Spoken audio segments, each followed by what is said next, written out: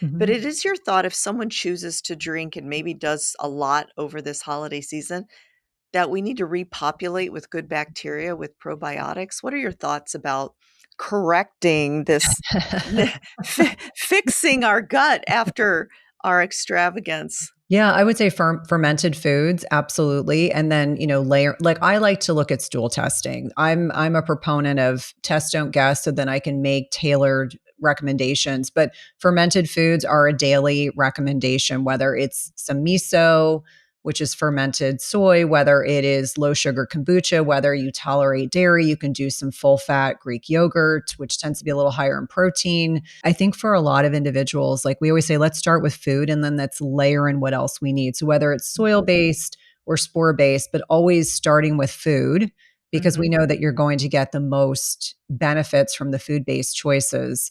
And then obviously supplementation can be great, but we want to make sure we're using a like high quality brand Mm. because as my supplement people like to remind me, a lot of products that we can find in the grocery store, not necessarily all of them, but many of them, the bacteria counts in them are already dead before they get to the shelf. And so this is again where I think using pharmaceutical grade, so higher quality supplements, I think can make a big difference. And I always use as an example, I have my spouse was on 6 months of antibiotics, appropriately given the infection he was dealing with. And so we've been nuanced, adding things back in very diligently. But I know even with my own patients talking about like, what do we do after antibiotics? And it always goes back to the basics like fermented foods, targeted supplementations with specific probiotics. In some instances, there's a beneficial yeast called Sac boulardii, which has good solid research. And sometimes people hear yeast and they think that's necessarily a bad thing. And I'm like, no, it's a very hospitable yeast species to our microbiome. But the interesting thing that I sometimes will find is one dose of antibiotics, and this is again based on research, will increase your likelihood, appropriately dosed antibiotics, will increase your likelihood of developing depression or anxiety by 25%, just one dose. So, what I find for a lot of patients is they'll actually tell me, I'm feeling sad or I'm feeling anxious. And I'm like, that is a direct reflection of what's going on in the microbiome vis a vis these important neurochemicals, neurotransmitters that are there. So, to your point, I absolutely think probiotics can be a really supportive way to address key changes in the microbiome for sure. Well, that's interesting because we know that in midlife, the alteration of estrogen in the brain can cause anxiety and depression always. In addition, then if we're having gut changes and maybe self-medicating with something like alcohol that disrupts the gut microbiota, it just compounds one on another. I mean, I almost feel like everybody must eat fermented foods and yogurt every day, no matter what, because it's going to hit us. And actually, I was feeling it's something I did. I've never liked yogurt. I don't like the taste of it, the whole thought of it, live cultures. I mean, I know we have trillions of living things in our body, but anyway, I never did. But when I was going through this and I was noticing lots of bloating and changes to my gut that I didn't like, and food was sitting differently, I forced myself to find a yogurt that I could tolerate, and now I'm religious about it. I'm like, I'm preferentially eating this because of just this. I feel well, repopulating this critical organ population, if you will. Yeah, it's really interesting. Bloating is probably one of the number one symptoms that women will report. And there's two reasons why I think this can happen.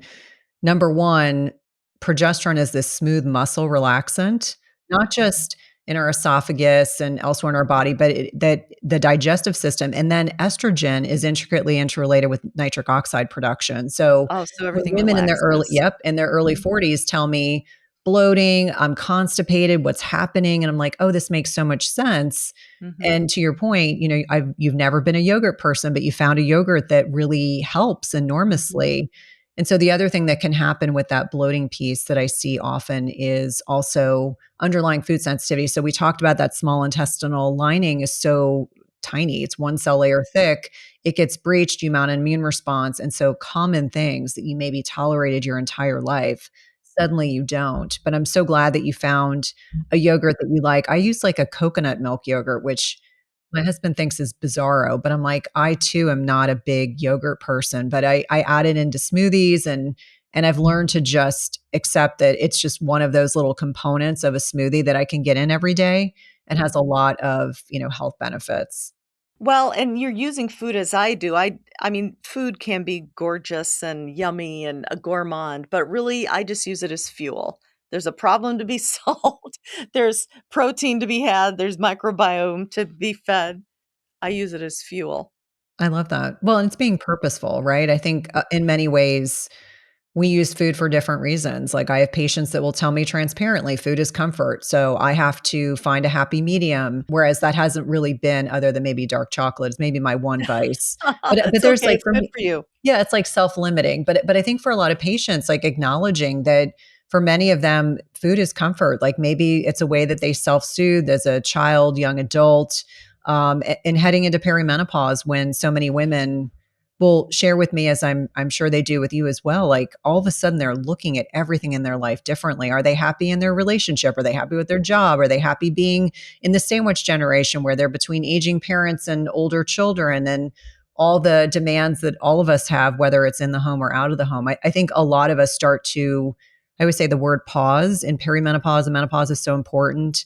It's really a time for us to determine if something's working for us or not. To reflect.